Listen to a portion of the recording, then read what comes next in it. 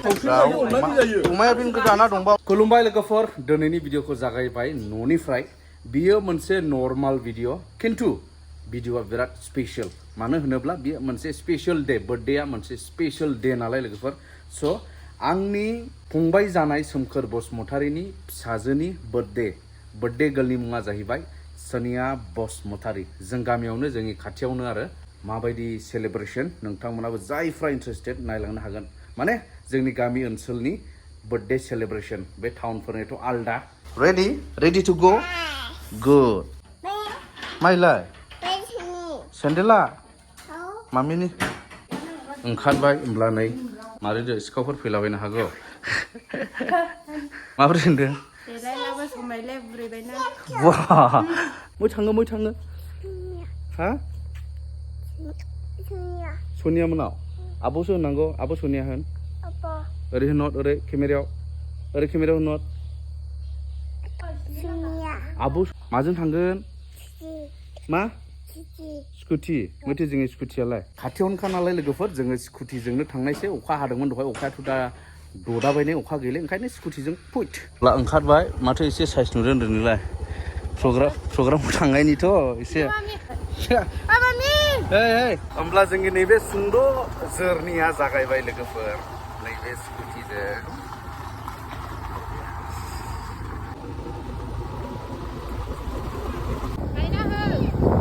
माथो हानायसैयानो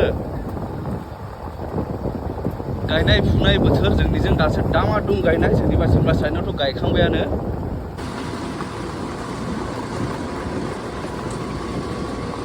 होमब्ला जों मोनफैबाय द लकेसन सोमखोर बाहायमोननि न' बर्थडे गोलाबोन दङ नै मोनफैबाय हाय होनर बे जाहैबाय सनिया बसुमतारी मा बेसेबां इयार्स जाखो 10 इयार्स ओमफ्राय बे लोगोफ्रा मा नाम सुहानिया नाहर सुहानि हाय होनर सुहानि ओमफ्राय बेयो नामखौ बावो बेनो स्टार्ट आमाय मा खालामबायबो नों हाबनो नागिरदों नामा सिङाव ओइ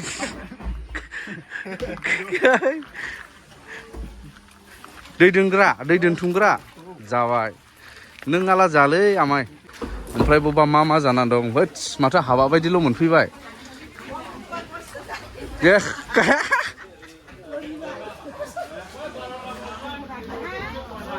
साहा लोंदों ना फुंनि जानाय जादों ओंखाम मोनजाजेनबाय ए फुंनि बालावगासे जाबाय सेलेब्रेशननि जौस्रां एसे साजायना एसे जाहां जाबाय नामा जाबायानो नैबो माबा माबि होलान जाबाय फिनिशिं टाच औ बेथ' अस्थादखा नोंसोर मावलाथ' जांख्ला बाहायनाङा मानसिफ्रा गोजौ गोजाना बिसोरो नै माइला बेयो दा नैबेबायदि महर जाबाय आरोखि आच्छा बे गोलैया औ नैबेनिफ्राय नैबो आच्छा नैबे बर्थडे गर्लनि बिबौ नै बे थावै नोंसिनि आमोलाव गोदो दंना गैया बिदियालाय माने दानिफ्रायसो गोदान जुग जाबाय नालाय गोदान जुग जाबाय औ बिराद मोजां मोनदों रायजो राजाबो जि मावना होफैबाय औ नुफेरबायाखैमोन जोंलाय बेबायदियाव दा नुबाय न'आवनो गोसोआ ग्रोम मोनदों बेलुन्स आजिखालिनि डेक'रेसनावथ' बेलुन नङाला जाखाया जाहैबाय बेलुन सुग्राबो बाजैसो नै खुगाजों सुदोंना मेचिनजों दे सुना हो दे मैगं हानाय बे फर्मुलाया मा बे मादों बे मा जायो इदि होला बिजौआव होलाय माने आलुइनि ना माथो नै अ माने खौ होला गाबनाङा नङालाथ' गाबनांखायो दाउ बिदना कमप्लिट जाबाय नामा गोदानायालाय जाबाय कमप्लिट गोबाङैनो जाबाय दा माथो ब्रयलार ना लकेल बियो बे लकेल ब्रयलार नालाय ए लकेलबो ब्रयलारबो खिन्थु स्पेशला नैबेसो आरो नै ने गोथावसिना नंगौ नाङा कुकिं बस्थानानो दंफैखायो बस्थानानो संनायाव मानिनायाव गैया दा मानिनायाव गैया होनबानो जाहोनांगौ रायजो राजाफोरखौ आच्छा मा संगोन बेयाव माजों मा आलु मोनसे औ ओमफ्राय दालि झल औ बेनिफ्राय अमा बेदर भाजा औ दाउ बेदर भाजा आदसा सेस सेस बेनिफ्रायथ' ओमफ्राय जानांगौल'सै मोनदां अखा बोथोर नालाय माने तिरपाल सिरपाल खोंबाय सिथ्लायाव नै रायजो राजा फैगोन जाहैबाय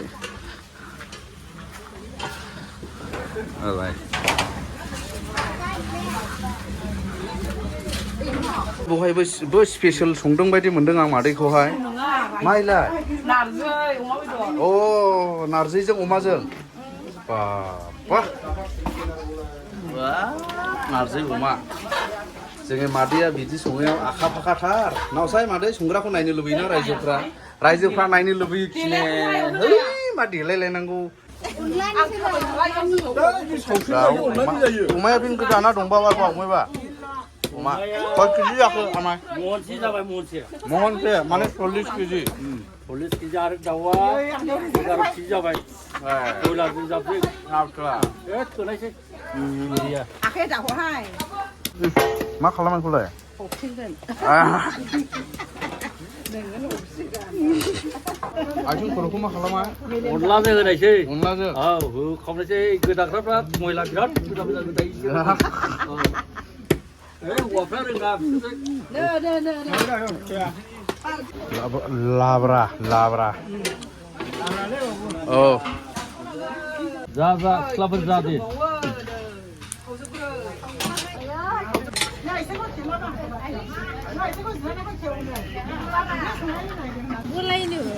जुइस रानबाय नै जुइस बर्थडेनि नामाव जुइस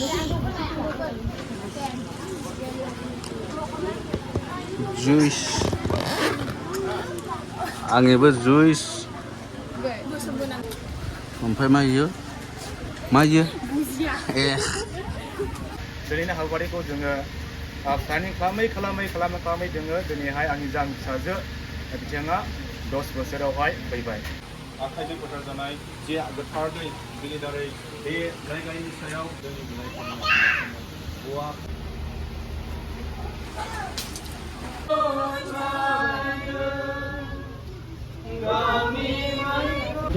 बिनि सोलोंनाय बिनि रोंगौथि बिनि फरायनाय गासै हाबाफारि हौवाफ्रा इसोरनि गासैबो अनफारजामिन नोङो मिथियो बे सनिया मा हाबा मावनांगोन मानसि हिसाबै गेदेर आखलबो सोलोंनो हागौ गाज्रि आखलावबो थाबायनो हागौ बेफोर गासैबो जोंनि आखायाव सोलोंथाइनिफ्राय नागारनानै सासे समाय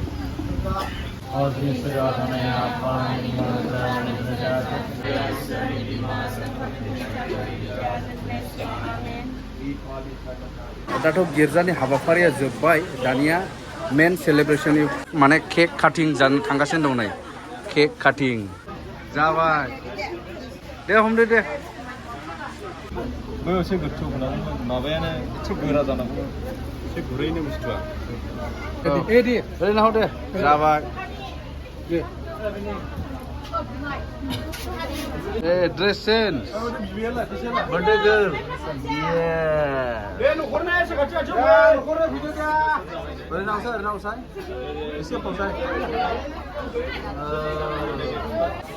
जाबाय आंनि जेवजा मा मोनलाय नामा विन्स बे विनार औ जाबाय ठीक जाबाय रेलनि माबा सावनायसै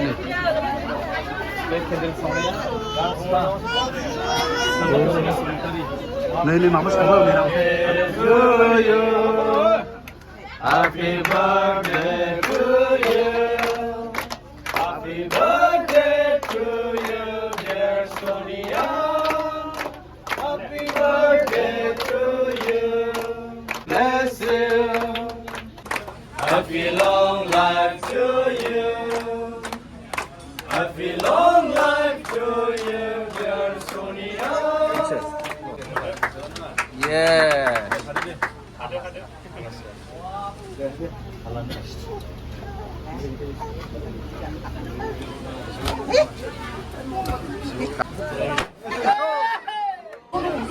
जायालै बोरैबाला दे बिबौ माबा माबिफ्रा थांगोन बिबौफ्रा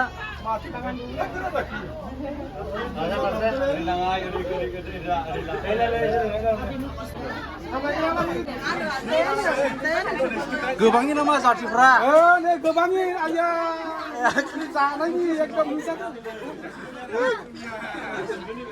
साबायग्राखौनो आन्दायबायमोन आइयो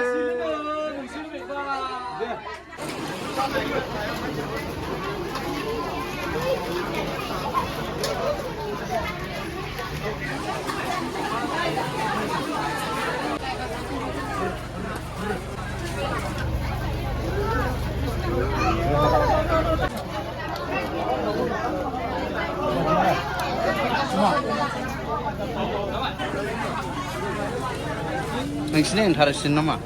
दा बेनो नों दाउसो जायो नोंसोर दाउ जाग्रा गोजा दाउ बेदर केप्टेना माब्रै खेबथेन नोंहा केप्टेना नोङो औ दालि लांफैग्रा फैसा औ औ सासे महिलाफ्रा महिलाफ्रा औ बिदिजों बोरै जानांगौ बिदि खामानियाव जाखाया जाया रोङाब्ला औ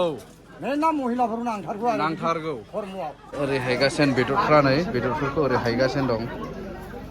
नै